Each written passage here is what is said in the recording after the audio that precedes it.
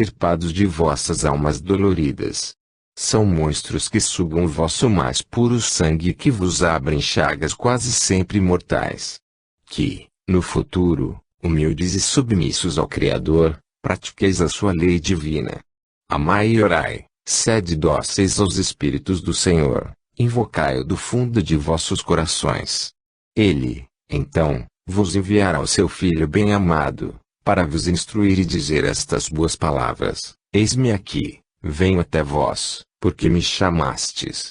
O Espírito de Verdade. Bordeaux, 1861. 8. Deus consola os humildes e dá forças aos aflitos que a pedem.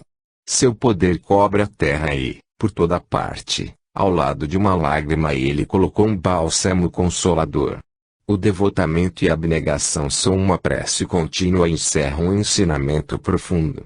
A sabedoria humana reside nessas duas palavras.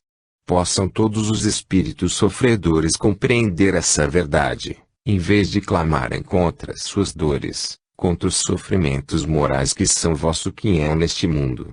Tomai, pois, por divisa estas duas palavras, devotamento e abnegação, e sereis fortes, porque elas resumem todos os deveres que a caridade e a humildade vos impõem.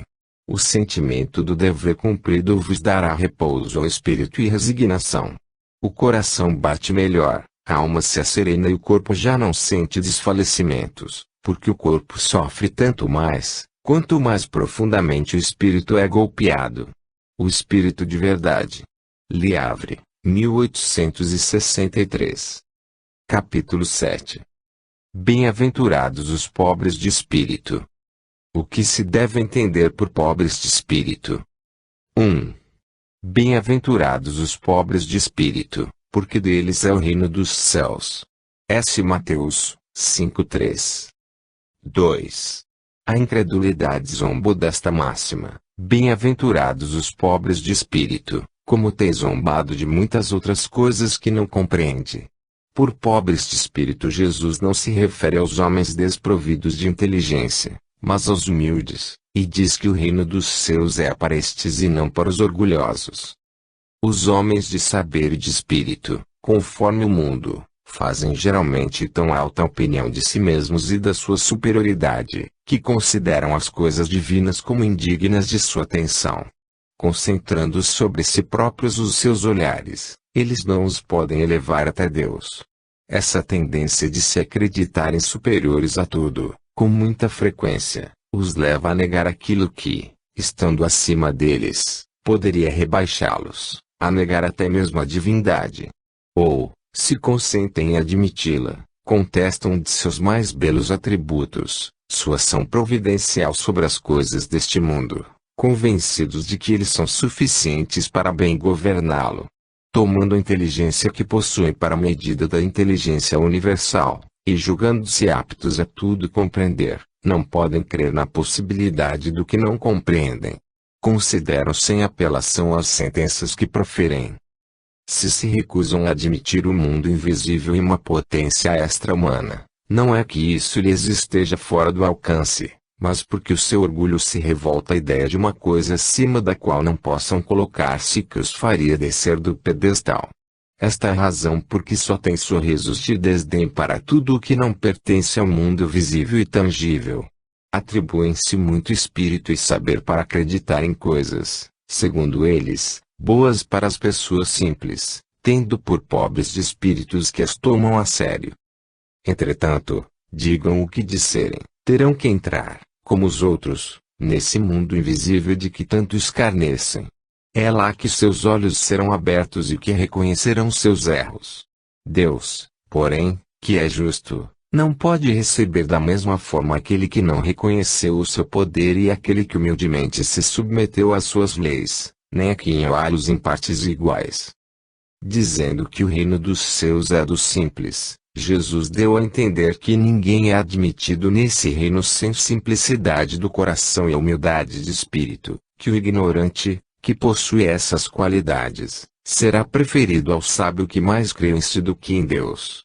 Em todas as circunstâncias, Jesus põe a humildade na categoria das virtudes que aproximam de Deus e orgulho entre os vícios que dele afastam a criatura, e isso por uma razão muito natural, a de ser a humildade um ato de submissão a Deus, ao passo que o orgulho é a revolta contra ele. Mais vale, portanto, para a felicidade futura, que o homem seja pobre em espírito, no sentido mundano, e rico em qualidades morais. Aquele que se eleva será rebaixado. 3. Nessa mesma ocasião, os discípulos se aproximaram de Jesus e lhe perguntaram: quem é o maior no reino dos céus? Jesus, chamando-se o menino, o colocou no meio deles e respondeu: digo-vos em verdade, que, se não vos converterdes e tornardes quais crianças, não entrareis no reino dos céus. Aquele, portanto, que se humilhar e se tornar pequeno como esta criança será o maior no reino dos céus, e aquele que recebe em meu nome é uma criança, tal como acabo de dizer, é a mim mesmo que recebe. S. Mateus 18, 1-5. 4. Então, amando os filhos de Zebedeu, se aproximou dele com seus 2 filhos e o adorou, dando a entender que queria pedir alguma coisa. Disse-lhe ele: que queres? Manda, disse ela, que estes meus 2 filhos tenham assento no teu reino, um à tua direita e o outro à tua esquerda. Mas, Jesus lhe respondeu: não sabeis o que pedis, podeis beber o cálice que eu vou beber? Eles responderam: podemos. Jesus lhes replicou: é certo que bebereis o cálice que eu beber, mas, pelo que respeita a vos sentardes à minha direita ou à minha esquerda, não cabe a mim vos conceder, mas para aqueles a quem meu Pai o tem preparado. Ouvindo isso, os 10 outros apóstolos se encheram de indignação contra os 2 irmãos. Jesus, chamando-os para perto de si, lhes disse: sabeis que os príncipes das nações as dominam e que os grandes as tratam com império.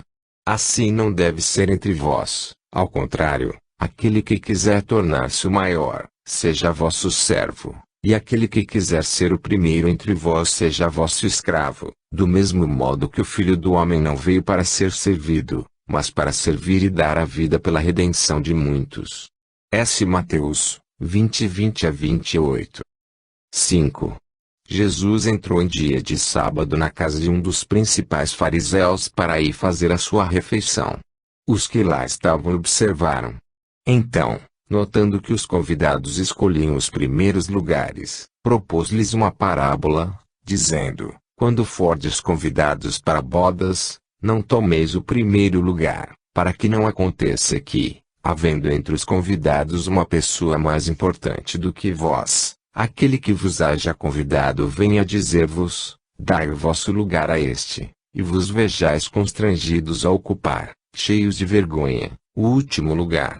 Quando fordes convidados, ide colocar-vos no último lugar, a fim de que, quando aquele que vos convidou chegar, vos diga: meu amigo, venha mais para cima. Isso então será para vós um motivo de glória, diante de todos os que estiverem convosco à mesa, porque todo aquele que se eleva será rebaixado e todo aquele que se abaixa será elevado. S. Lucas 14, 1-7-11. 6.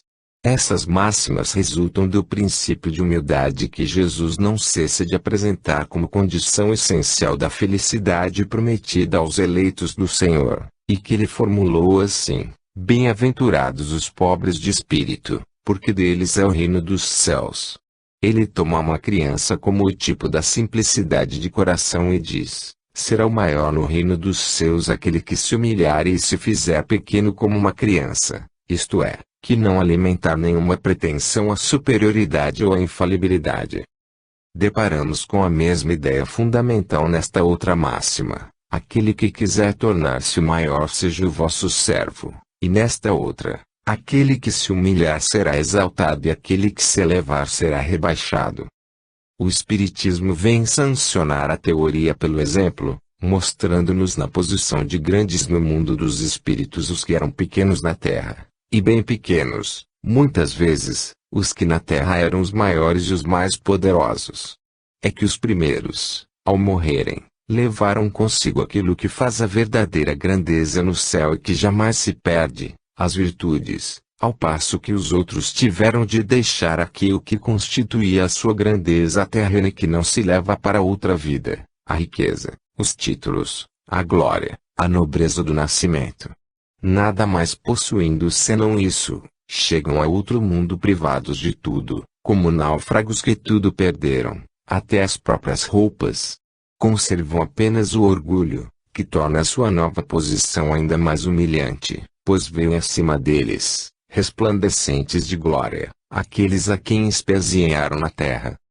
O Espiritismo nos mostra outra aplicação desse princípio nas encarnações sucessivas, mediante as quais os que ocuparam as mais elevadas posições numa existência, descem, em existência seguinte, às mais ínfimas condições, caso tenham sido dominados pelo orgulho e pela ambição. Não procureis, pois, na terra, os primeiros lugares, nem vos colocar acima dos outros, se não quiserdes ser obrigados a descer. Buscai, ao contrário, o lugar mais humilde e mais modesto, pois Deus saberá dar-vos outro mais elevado no céu, se o merecerdes. Mistérios ocultos aos sábios e aos prudentes. 7. Disse, então, Jesus estas palavras: graças te rendo, meu Pai, Senhor do céu e da terra, por haveres ocultado estas coisas aos sábios e aos prudentes e por as teres revelado aos simples e aos pequenos.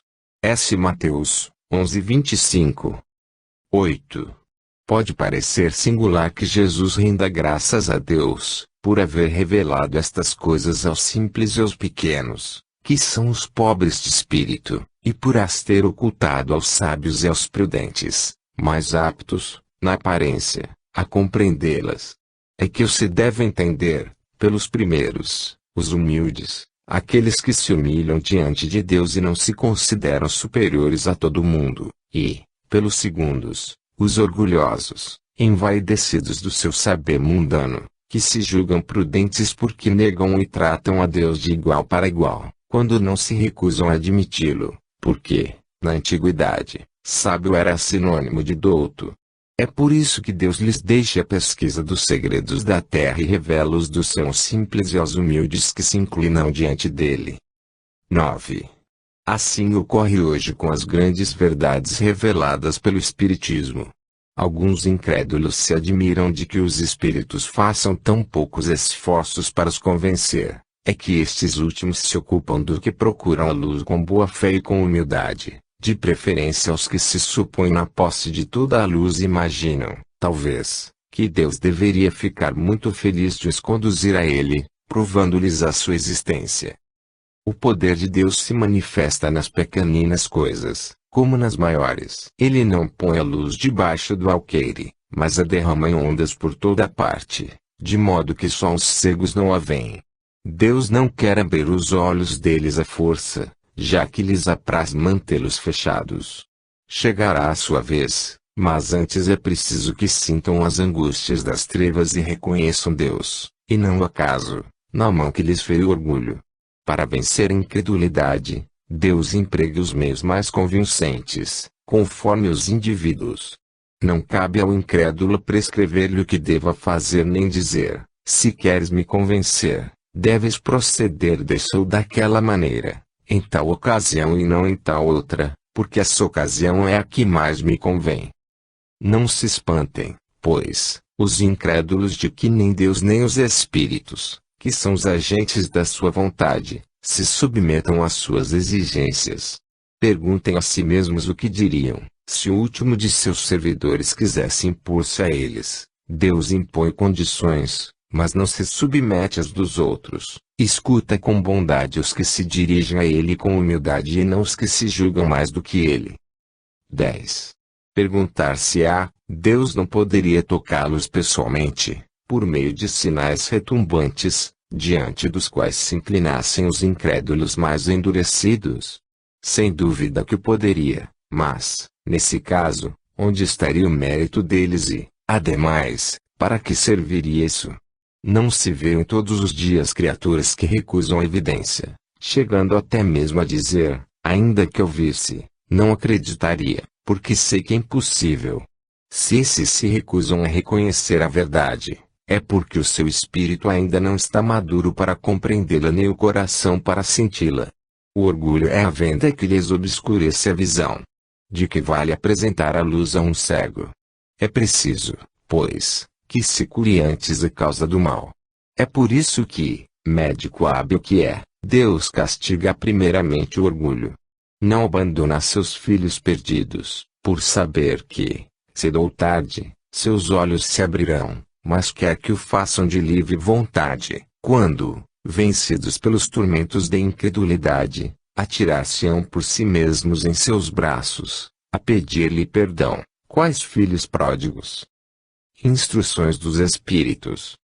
O orgulho e humildade. 11. Que a paz do Senhor esteja convosco, meus caros amigos. Venho até vós para vos encorajar a seguir o bom caminho. Aos pobres de espírito que outrora habitaram a terra, Deus conferiu a missão de vos esclarecer. Bendito seja Ele, pela graça que nos concede de podermos auxiliar o vosso aperfeiçoamento. Que o Espírito Santo me ilumine e ajude a tornar compreensível a minha palavra, concedendo-me a graça de pô-la ao alcance de todos. Todos vós encarnados, que vos achais em prova e buscais a luz, que a vontade de Deus venha em meu auxílio para fazê-la brilhar aos vossos olhos. A humildade é uma virtude muito esquecida entre vós. Os grandes exemplos que vos foram dados poucos são seguidos. Entretanto, sem humildade, podeis ser caridosos como o vosso próximo. Oh! Não, pois este sentimento nivela os homens, dizendo-lhes que todos são irmãos, que se deve auxiliar mutuamente e os conduz ao bem. Sem humildade, apenas vos adornais de virtudes que não possuís, como se trouxesseis um vestuário para ocultar as deformidades do vosso corpo. Lembrai-vos daquele que nos salvou, lembrai-vos da sua humildade, que o fez tão grande e o colocou acima dos profetas. O orgulho é o terrível adversário da humildade. Se o Cristo prometia o reino dos seus aos mais pobres, é porque os grandes da terra imaginam que os títulos e as riquezas são recompensas devidas aos seus méritos, e que sua essência é mais pura que a do pobre. Julgam que têm direito a tais coisas, razão pela qual, quando Deus as retira, o acusam de injustiça. Oh! Zombaria e cegueira! Deus vos distingue pelos corpos. O envoltório do pobre não é da mesma essência que o do rico. Porventura o Criador terá feito duas espécies de homens? Tudo o que Deus faz é grande e sábio. Nunca lhe atribuais as ideias concebidas por vossos cérebros orgulhosos. Ó rico! Enquanto dormes em teus aposentos dourados, ao abrigo do frio, não sabes que milhares de irmãos teus, que valem tanto quanto tu, jazem sobre a palha. O infeliz que passa fome não é teu igual. Ao ouvires isso, bem o sei, revolta-se o teu orgulho. Concordarás em dar-lhe uma esmola, mas em lhe apertar fraternalmente a mão, jamais. O que? Dirás, eu, de sangue nobre, grande da terra, serei igual a este miserável coberto de andrajos. Vã utopia de pretensos filósofos. Se fôssemos iguais, por que Deus o teria colocado tão baixo e a mim tão alto? É verdade que as vossas vestes não se assemelham, mas, se ambos vos despissem, que diferença haveria entre vós? A nobreza do sangue, dirás. A química, porém, ainda não encontrou nenhuma diferença entre o sangue de um grão-senhor e o de um plebeu, entre o do senhor e o do escravo. Quem te garante que também tu já não tenhas sido miserável e infeliz como ele? Que também não hajas pedido esmola? Que não a pedirás um dia a esse mesmo a quem hoje desprezas? Serão eternas as riquezas. Não se acabam com a extinção do corpo, envoltório perecível do teu espírito. Ó! Lança um pouco de humildade sobre ti mesmo. Procura atentar sobre a realidade das coisas deste mundo, sobre o que dá lugar ao engrandecimento e ao rebaixamento no outro. Lembra-te de que a morte não te poupará, como a nenhum homem, que os títulos não te preservarão do seu golpe, que ela te poderá ferir amanhã, hoje, a qualquer hora. Se te enterras no teu orgulho, ó! Quanto então eu te lamento, pois que serás digno de piedade. Orgulhosos. Queres antes de serdes nobres e poderosos. Talvez estivesseis abaixo do último dos vossos criados. Curvai, portanto, as vossas frontes altaneiras, que Deus pode abaixar no momento em que mais as elevardes. Todos os homens são iguais na balança divina, só as virtudes os distinguem aos olhos de Deus. Todos os espíritos são da mesma essência e todos os corpos são formados com a mesma massa. Vossos títulos e vossos nomes não os modificam absolutamente. Ficam no túmulo e não são eles que darão a felicidade prometida aos eleitos. A caridade e a humildade são os seus títulos de nobreza. Pobre criatura! És mãe, teus filhos sofrem, sentem frio, têm fome, e tu vais, curvada ao peso da tua cruz, humilhar-te, para lhes conseguires um pedaço de pão. Ó! Eu me inclino diante de ti. Como és nobre, santa e grande aos meus olhos. Espera e ora, a felicidade ainda não é deste mundo.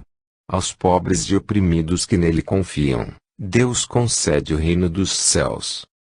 E tu, minha jovem, pobre criança lançada ao trabalho, às privações, por que esses tristes pensamentos? Por que choras? Que teus olhos se voltem, piedosos e serenos, para Deus. Ele dá alimento aos passarinhos. Confia nele, ele não te abandonará. O ruído das festas, dos prazeres do mundo faz bater o teu coração. Também desejavas adornar de flores os teus cabelos e misturar-te aos venturosos da terra. Dizes a ti mesmo que poderias, como essas mulheres que vês passar, levianas e risonhas, ser rica também. Oh! Cala-te, criança! Se soubesseis quantas lágrimas e dores indescritíveis se ocultam sob esses vestidos bordados, quantos soluços são abafados pelo ruído dessa orquestra feliz, preferirias o teu humilde retiro e a tua pobreza. Conserva-te pura aos olhos de Deus, se não queres que o teu anjo da guarda volte para ele, cobrindo o semblante com as suas brancas asas e deixando-te com os teus remorsos, sem guia, sem amparo, neste mundo, onde ficarias perdida, enquanto esperas a punição no outro. Todos vós que sofreis as injustiças dos homens, sede indulgentes para as faltas dos vossos irmãos, refletindo que vós mesmos não vos achais isentos de culpas, isso é caridade e, também, humildade.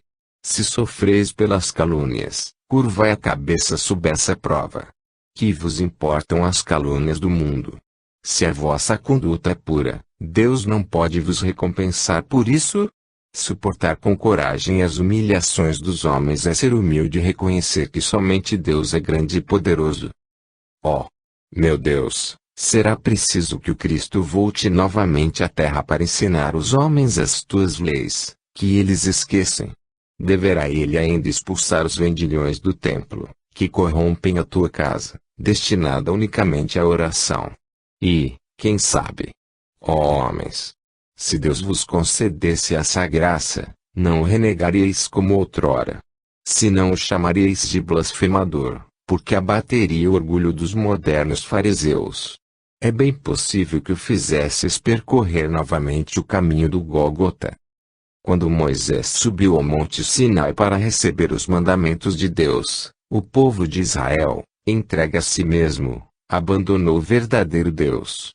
Homens e mulheres deram ouro e as joias que possuíam para que se fizesse um ídolo que passaram a adorar. Homens civilizados, estáis agindo como eles. O Cristo vos deixou a sua doutrina, deu-vos o exemplo de todas as virtudes e tudo abandonastes, exemplos e preceitos. Concorrendo para isso, com as vossas paixões, fizestes um Deus de acordo com a vossa vontade, segundo uns, terrível e sanguinário, segundo outros, indiferente aos interesses do mundo. O Deus que fabricastes é ainda o bezerro de ouro que cada um adapta aos seus gostos e às suas ideias. Despertai, meus irmãos, meus amigos. Que a voz dos Espíritos vos toque os corações.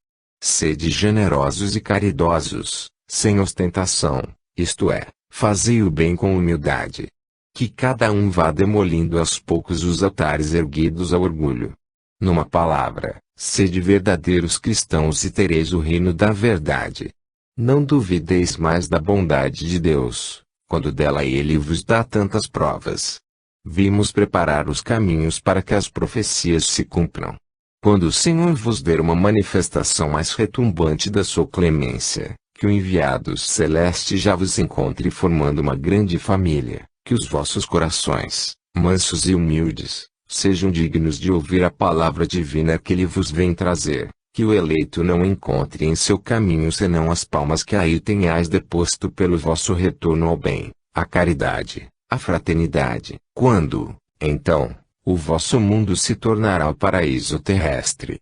Mas se permanecerdes insensíveis à voz dos Espíritos enviados para depurar e renovar a vossa sociedade civilizada, rica em ciências e, contudo, tão pobre de bons sentimentos, então nos restará apenas chorar e gemer pela vossa sorte. Mas, não, assim não será. Voltai para Deus, vosso Pai, e todos nós que houvermos contribuído para o cumprimento da sua vontade entoaremos o cântico de ação de graças, a fim de agradecer ao Senhor por sua inesgotável bondade e glorificá-lo por todos os séculos dos séculos. Assim seja. Lacordaire. Constantina, 1863. 12. Homens, por que vos queixais das calamidades que vós mesmos amontoastes sobre as vossas cabeças?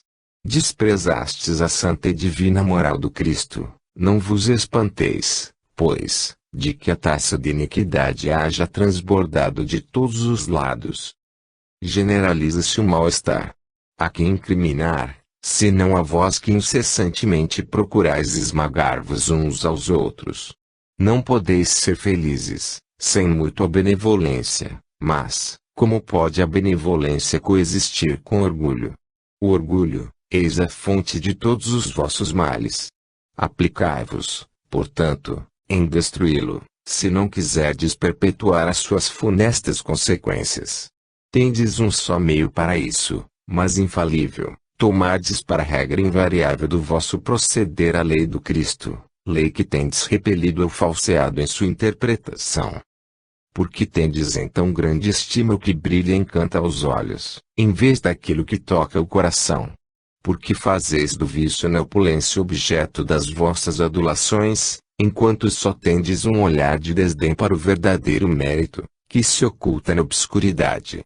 Apresente-se em qualquer parte um rico debochado, perdido de corpo e alma, e todas as portas lhe serão abertas, todas as considerações voltam-se para ele, ao passo que mal se dignam saudar o homem de bem, que vive do seu trabalho. Quando a consideração dispensada aos outros é medida pelo peso do ouro que possuem ou pelo nome que usam, que interesse eles podem ter em se corrigirem de seus defeitos? Outra seria a situação, se a opinião geral fustigasse o vício dourado, tanto quanto o vício em andrajos, mas o orgulho é indulgente para tudo que o lisonjeia. Século de cupidez e de dinheiro, dizeis. Sem dúvida, mas porque deixastes que as necessidades materiais sobrepujassem o bom senso e a razão? Porque cada um quer elevar-se acima de seu irmão. Hoje a sociedade sofre as consequências desse fato. Não esqueçais que tal estado de coisas é sempre um sinal de decadência moral. Quando o orgulho chega ao extremo, tem-se um indício de queda próxima, porque Deus sempre castiga os soberbos. Se por vezes deixa que subam, é para lhes dar tempo à reflexão e a que se emendem, sobre os golpes que de vez em quando lhes desferem o orgulho para os advertir. Mas, em vez de se humilharem, eles se revoltam. Então, quando a medida está cheia, Deus a revira completamente, sendo-lhes a queda tão mais terrível, quanto mais alto hajam subido. Pobre raça humana, cujo egoísmo corrompeu todos os caminhos, toma novamente coragem, apesar de tudo. Em sua misericórdia infinita, Deus te envia poderoso remédio para os teus males, um inesperado socorro à tua miséria. Abre os olhos à luz. Aqui estão as almas dos que já não vivem na terra e que te vêm chamar ao cumprimento dos teus verdadeiros deveres. Eles te dirão, com a autoridade da experiência, quanto às vaidades e às grandezas da vossa passageira existência são mesquinhas em face da eternidade. Dir-te-ão que, no além, o maior é aquele que haja sido mais humilde entre os pequenos deste mundo, que aquele que mais amou seus irmãos será também o mais amado no céu, que os poderosos da terra, se abusaram da sua autoridade, ver-se-ão obrigados a obedecer aos seus servos, que, finalmente, a caridade e a humildade, irmãos que andam sempre de mãos dadas, são os títulos mais eficazes para se obter graça diante do Eterno. Adolfo, bispo de Argel. Marmande, 1862. Missão do homem inteligente na terra. 13. Não vos envaideçais do que sabeis, porque esse saber tem limites muito estreitos no mundo em que habitais. Mesmo supondo que sejais uma das sumidades inteligentes desse globo, não tendes nenhum direito de envaidecer-vos. Se Deus, em seus desígnios, vos fez nascer um meio onde pudestes desenvolver a inteligência, é que deseja que a utilizeis para o bem de todos, é uma missão que Ele vos dá, pondo em vossas mãos o instrumento com que podeis desenvolver, por vossa vez, as inteligências retardatárias e conduzi-las a Ele. A natureza do instrumento não indica o uso a que deve prestar-se.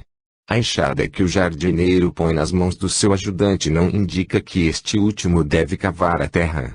Que dirias, se esse ajudante, em vez de trabalhar, erguesse a enxada para ferir o seu patrão? Diríeis que é horrível e que ele merece ser expulso. Pois bem, não se dá a mesma coisa com aquele que se serve da sua inteligência para destruir a ideia de Deus e da providência entre seus irmãos. Não levanta conto se o patrão a enxada que lhe foi dada para desbravar o terreno. Tem ele direito ao salário prometido?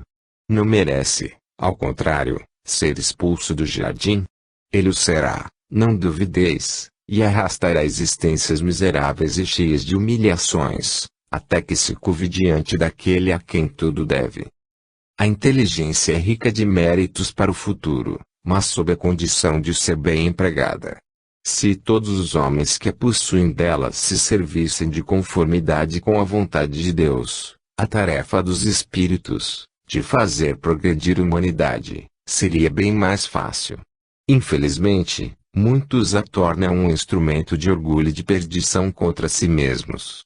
O homem abusa da inteligência como de todas as outras suas faculdades e, no entanto, não lhe faltam ensinamentos que o advirtam de que uma mão poderosa pode retirar o que lhe concedeu. Ferdinand, Espírito Protetor. Bordeaux, 1862. Capítulo 8. Bem-aventurados os que têm puro coração. Deixai vir a mim as criancinhas. 1. Bem-aventurados os que têm puro coração, porque verão a Deus. S. Mateus, 5:8. 2. Apresentaram-lhe então algumas crianças, a fim de que ele as tocasse, e, como seus discípulos afastassem com palavras ásperas os que as apresentavam, Jesus, vendo isso, zangou-se e lhes disse: Deixai que venham a mim as criancinhas e não as impeçais, porque o reino dos céus é para os que se assemelhem a elas. Digo-vos, em verdade, que aquele que não receber o reino de Deus como uma criança, nele não entrará. E, depois de as abraçar, abençoa-as, impondo-lhes as mãos. S. Marcos, 10:13-16. 3. A pureza de coração é inseparável da simplicidade e da humildade. Exclui toda ideia de egoísmo e de orgulho. É por isso que Jesus toma a infância como emblema dessa pureza, do mesmo modo que a tomou como de humildade. Essa comparação poderia parecer injusta, considerando-se que o espírito da criança pode ser muito antigo, e traz, ao renascer para a vida corpórea, as imperfeições de que não se tenha despojado em suas precedentes existências. Só um espírito chegado à perfeição nos poderia oferecer o tipo da verdadeira pureza. Mas a comparação é exata do ponto de vista da vida presente, porque a criancinha, não havendo ainda podido manifestar nenhuma tendência perversa, nos apresenta a imagem da inocência e da candura. Além disso, Jesus não disse de modo absoluto que o reino dos céus é para elas, mas para os que se assemelhem a elas. 4. Considerando-se que o espírito da criança já viveu, porque não se mostra, desde o nascimento, tal qual é. Tudo é sábio nas obras de Deus. A criança necessita de cuidados delicados, que somente a ternura materna lhe pode dispensar, ternura que se acresce da fraqueza e da ingenuidade da criança. Para uma mãe, seu filho é sempre um anjo e assim deveria ser, para cativar a sua solicitude. Ela não poderia dispensar-lhe o mesmo devotamento se, em vez da graça ingênua, deparasse nele, sob traços infantis, um caráter viril e as ideias de um adulto e, ainda menos, se viesse a conhecer o seu passado. É necessário, aliás, que a atividade do princípio inteligente seja proporcional à fraqueza do corpo, que não poderia resistir uma atividade muito grande do espírito, como se vê em indivíduos muito precoces. É por isso que o espírito, ao se aproximar da reencarnação, entra em estado de perturbação e perde pouco a pouco a consciência de si mesmo, ficando, por certo tempo, numa espécie de sono, durante o qual todas as suas faculdades permanecem em estado latente. É necessário esse estado de transição para que o espírito tenha um novo ponto de partida e para que esqueça, em sua nova existência terrestre, tudo aquilo que a possa entravar. Seu passado, no entanto, reage sobre ele. Renasce para a vida maior, mais forte, moral e intelectualmente, sustentado e secundado pela intuição que conserva da experiência adquirida. A partir do nascimento, suas ideias retomam gradualmente seu impulso, à medida que os órgãos se desenvolvem, podendo-se dizer que, no curso dos primeiros anos, o espírito é verdadeiramente criança, porque as ideias que formam o fundo de seu caráter ainda estão adormecidas. Durante o tempo em que seus instintos se conservam sonolentos, ele é mais flexível e, por isso mesmo, mais acessível às impressões que podem modificar a sua natureza e fazê-lo progredir, o que torna mais fácil a tarefa imposta aos pais. O espírito, pois, enverga temporariamente a túnica da inocência e, assim, Jesus está com a verdade, quando, a despeito da anterioridade da alma, toma a criança por símbolo da pureza e da simplicidade. Pecado por pensamento. Adultério. 5. Ouvistes o que foi dito aos antigos, não cometereis adultério. Eu, porém, vos digo que aquele que houver olhado uma mulher, com mau desejo para com ela, já em seu coração cometeu adultério. S. Mateus 5:27 e 28. 6. A palavra adultério não deve ser aqui entendida no sentido exclusivo da acepção que lhe é própria, mas, num sentido mais geral. Muitas vezes Jesus a empregou por extensão, para designar o mal, o pecado, todo e qualquer pensamento mau, como, por exemplo, nesta passagem, porque se alguém se envergonhar de mim e das minhas palavras, dentre esta raça adúltera e pecadora, o Filho do Homem também se envergonhará dele, quando vier acompanhado dos santos anjos, na glória de seu Pai. S. Marcos 8:38. A verdadeira pureza não está somente nos atos, está também no pensamento, porque aquele que tem puro coração, nem sequer pensa no mal. Foi o que Jesus quis dizer. Ele condena o pecado, mesmo em pensamento, porque é sinal de impureza. 7. Esse princípio nos leva naturalmente à seguinte questão: sofrem-se as consequências de um pensamento mau, embora não tenha produzido qualquer efeito? Há aqui uma importante distinção a fazer. À medida que a alma, comprometida no mau caminho, avança na vida espiritual, pouco a pouco se esclarece e se despoja de suas imperfeições, conforme a maior ou menor boa vontade que demonstre, em virtude do seu livre-arbítrio. Todo pensamento mau resulta, pois, da imperfeição da alma, mas, de acordo com o desejo que alimenta de depurar-se, mesmo esse mau pensamento se torna para ela uma ocasião de adiantar-se, porque o repele com energia. É indício de esforço para apagar uma mancha. Não cederá, caso se apresente ocasião de satisfazer a um mau desejo. Depois que haja resistido, sentir-se-á mais forte e contente com a sua vitória. Aquela que, ao contrário, não tomou boas resoluções, procura a ocasião de praticar o mau ato e, se não o fizer, não é por efeito da sua vontade, mas por falta de oportunidade. É, pois, tão culpada quanto seria se o cometesse. Em resumo, naquele que nem sequer concebe a ideia do mal, já há progresso realizado. Naquele em quem surge essa ideia, mas a repele, há progresso em vias de realizar-se. Naquele, finalmente, que pensa no mal e nele se compraz, o mal ainda existe em toda sua plenitude. Num, o trabalho está feito, no outro, está por fazer-se. Deus, que é justo, leva em conta todas essas gradações na responsabilidade dos atos e dos pensamentos do homem. Verdadeira pureza. Mãos não lavadas. 8. Então os escribas e os fariseus, que tinham vindo de Jerusalém, aproximaram-se de Jesus e lhe disseram: Por que violam os teus discípulos a tradição dos antigos, já que não lavam as mãos quando fazem suas refeições? Jesus lhes respondeu: Por que violais vós outros o mandamento de Deus, para seguir a vossa tradição?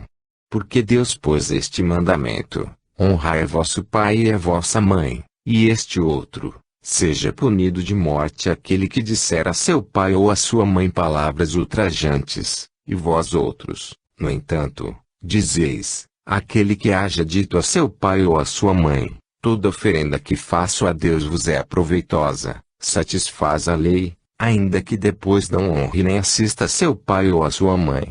Tornam assim inútil o mandamento de Deus, pela vossa tradição. Hipócritas, bem profetizou de vós Isaías, quando disse: Este povo me honra com os lábios, mas seu coração está longe de mim. É em vão que me honram ensinando máximas e ordenações humanas. Depois, tendo chamado o povo, disse: Escutai e compreendei bem isto. Não é o que entra na boca que macula o homem. O que sai da boca do homem é que o macula. O que sai da boca procede do coração e é o que torna impuro o homem, porque é do coração que partem os maus pensamentos, os assassínios, os adultérios, as fornicações, os latrocínios, os falsos testemunhos, as blasfêmias e as maledicências. Essas são as coisas que tornam impuro o homem, mas comer sem haver lavado as mãos não é o que o torna impuro. Então, aproximando-se dele, disseram-lhe seus discípulos: Sabeis que, ouvindo o que acabais de dizer, os fariseus se escandalizaram? Ele, porém, respondeu: Toda planta que meu Pai Celestial não plantou será arrancada. Deixai-os, são cegos que conduzem cegos, se um cego conduz outro, ambos caem no fosso. S. Mateus 15, 1-20. 9. Enquanto lhe falava, um fariseu lhe pediu que fosse jantar em sua companhia. Jesus foi e sentou-se à mesa. O fariseu começou então a dizer consigo mesmo: Por que ele não lavou as mãos antes de jantar? Disse-lhe, porém, o Senhor: Vós outros, fariseus, tendes grande cuidado em limpar o exterior do copo e do prato, entretanto, o interior dos vossos corações está cheio de rapinas e de iniquidades. Insensatos que sois! Aquele que fez o exterior não é o que faz também o interior. S. Lucas 11:37-40. 10. Os judeus haviam desprezado os verdadeiros mandamentos de Deus para se apegarem à prática dos regulamentos estabelecidos pelos homens e da rígida observância desses regulamentos faziam casos de consciência. O fundo, muito simples, acabara por desaparecer debaixo da complicação da forma. Como era mais fácil observar atos exteriores do que se reformar moralmente, lavar as mãos do que limpar o coração, os homens iludiram-se a si próprios, julgando-se quites para com Deus por se conformarem com aquelas práticas, mantendo-se tais quais eram, já que lhes haviam ensinado que Deus não exigia mais do que isso. Esta razão de haver dito o profeta: É em vão que esse povo me honra com os lábios, ensinando máximas e ordenações humanas. Assim também aconteceu com a doutrina moral do Cristo, que acabou sendo relegada a segundo plano, o que tem levado muitos cristãos, a exemplo dos antigos judeus, a considerarem mais garantida a salvação por meio das práticas exteriores, do que pelas da moral. É a essas adições, feitas pelos homens à lei de Deus, que Jesus faz alusão, quando diz: toda árvore que meu Pai Celestial não plantou será arrancada. O objetivo da religião é conduzir o homem a Deus. Ora, o homem só chega a Deus quando se torna perfeito. Logo, toda religião que não torna melhor o homem, não alcança o seu objetivo. Toda aquela em que o homem julgue apoiar-se para fazer o mal, ou é falsa, ou está falseada em seu princípio.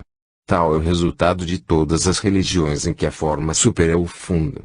A crença na eficácia dos sinais exteriores é nula, se não impede que se cometam assassínios, adultérios, espoliações, que se levantem calúnias, que se causem dano ao próximo, seja no que for. Semelhantes religiões fazem supersticiosos, hipócritas e fanáticos, nunca, porém, homens de bem. Não basta, pois, ter as aparências da pureza, é preciso, acima de tudo, ter a pureza do coração. Escândalos. Se a vossa mão é motivo de escândalo, cortai-a. 11. Se alguém escandalizar a um destes pequenos que creem em mim, fora melhor que lhe atassem ao pescoço uma dessas moscas que um asno faz girar e que o lançassem no fundo do mar. Ai do mundo por causa dos escândalos, pois é necessário que venham escândalos, mas, ai do homem por quem o escândalo venha. Tende muito cuidado em não desprezar um destes pequenos. Declaro-vos que seus anjos no céu veem incessantemente a face de meu Pai que está nos céus, porque o Filho do Homem veio salvar o que estava perdido. Se a vossa mão ou o vosso pé é objeto de escândalo, cortai-os e lançai-os longe de vós. Melhor será para vós que entreis na vida tendo um só pé ou uma só mão, do que terdes dois e serdes lançados no fogo eterno.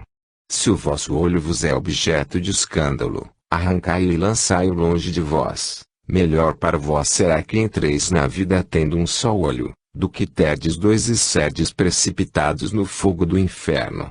S. Mateus 18:6-9, 5:29-30. 12.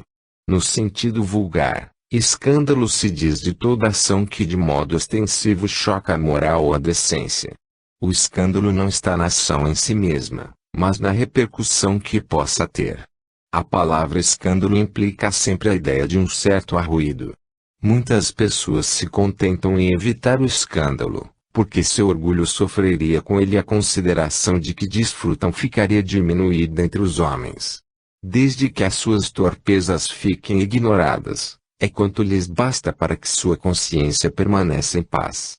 São, segundo as palavras de Jesus, sepulcros brancos por fora, mas cheios de podridão por dentro, vasos limpos no exterior e sujos no interior. No sentido evangélico, a acepção da palavra escândalo, tão frequentemente empregada, é muito mais geral, razão pela qual, em certos casos, não se compreende o seu significado. Já não é somente o que choca a consciência alheia, é tudo o que resulta dos vícios e das imperfeições dos homens, toda a reação má de indivíduo a indivíduo, com ou sem repercussão. O escândalo, neste caso, é o resultado efetivo do mal moral. 13. É preciso que haja escândalo no mundo, disse Jesus, porque os homens, em razão de sua imperfeição, se mostram inclinados a praticar o mal, e porque as más árvores dão maus frutos. Deve-se, pois, entender por essas palavras que o mal é uma consequência da imperfeição dos homens e não que haja, para estes, obrigação de praticá-lo. 14. É necessário que o escândalo venha, porque, estando em expiação na terra, os homens se punem a si mesmos pelo contato de seus vícios, cujas primeiras vítimas são eles próprios e cujos inconvenientes acabam por compreender. Quando estiverem cansados de sofrer devido ao mal, buscarão o remédio no bem. A reação desses vícios serve, pois, ao mesmo tempo, de castigo para uns e de provas para outros. É assim que do mal Deus faz emergir o bem e que os próprios homens utilizam as coisas más ou sem valor. 15. Sendo assim, dirão, o mal é necessário e durará sempre, porque, se desaparecesse, Deus se veria privado de um poderoso meio de corrigir os culpados. Logo, é inútil tentar melhorar os homens. Mas se não houvesse mais culpados, já não haveria necessidade de castigos. Suponhamos que a humanidade se transforme e passe a ser constituída por homens de bem. Nenhum pensará em fazer mal ao seu próximo e todos serão felizes por serem bons. Tal é o estado dos mundos adiantados, dos quais o mal foi excluído. Tal virá a ser o da Terra, quando houver progredido bastante. Mas enquanto alguns mundos se adiantam, outros se formam, povoados de espíritos primitivos e que, além disso, servem de habitação, de exílio e de lugar de expiação para os espíritos imperfeitos, rebeldes, obstinados no mal, expulsos de mundos que se tornaram felizes. 16. Mas aí daquele por quem vem o escândalo. Quer dizer que o mal sendo sempre o mal, aquele que serviu, sem o saber, de instrumento à justiça divina, aquele cujos maus instintos foram utilizados, nem por isso deixou de praticar o mal e de merecer punição. É assim, por exemplo, que um filho ingrato é uma punição ou uma prova para o pai que sofre com isso, porque esse pai talvez tenha sido também um mau filho que fez seu pai sofrer. Passe-lhe pela pena de talião. Mas mesmo essa circunstância não pode servir de desculpa ao filho que, por sua vez, terá de ser castigado em seus próprios filhos ou de outra maneira. 17. Se a vossa mão é causa de escândalo, cortai-a. Figura enérgica, que seria absurda se tomada ao pé da letra, e que apenas significa que cada um deve destruir em si toda causa de escândalo, isto é, de mal, arrancar do coração todo sentimento impuro e todo princípio vicioso. Quer dizer também que, para o homem, mais vale ter cortada uma das mãos, do que servir essa mão de instrumento para uma ação má, ficar privado da vista do que lhe servirem os olhos para conceber maus pensamentos.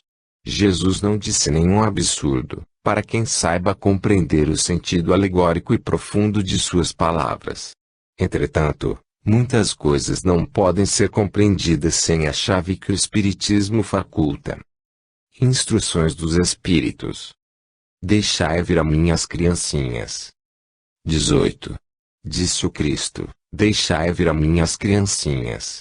Profundas em sua simplicidade, essas palavras não continham um simples chamamento dirigido às crianças, mas, também, o das almas que gravitam nas regiões inferiores, onde o infortúnio desconhece a esperança.